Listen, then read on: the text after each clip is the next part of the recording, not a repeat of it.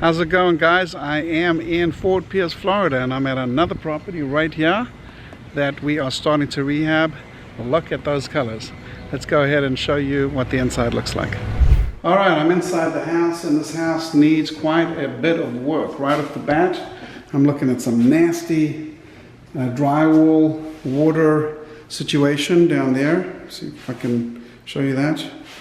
I'm going to be ripping out these floors, and the kitchen is going to be completely redone. So I'm going to take all of these cabinets out. I'm just going to rip them out, rip everything out. I'm going to rip out the flooring, I'm going to rip out the cabinets, and redo this entire house. Let's walk through a little bit more, show you the rest of the house. So this is just, you know, a typical rundown rental property. This is one of the bedrooms and what it looks like.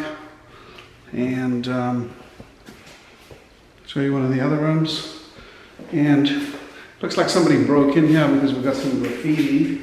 So the property was actually broken into, and we had to secure it. And hopefully we'll get our crew to start working on this next week.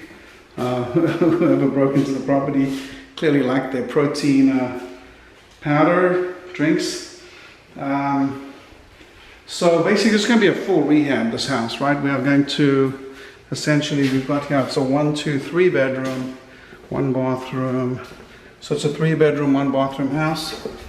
That laundry room, like big gap down there that's got to be fixed for sure.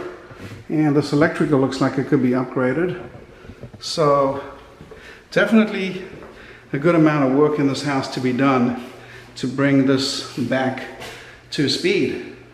But I think that when we're done, we'll be able to take this little house that was purchased for next to nothing, for around $30,000 a couple of years ago, and I think that we should be able to put this on the market and sell it for somewhere around $180,000. So I think we'll get a pretty good spread on this house.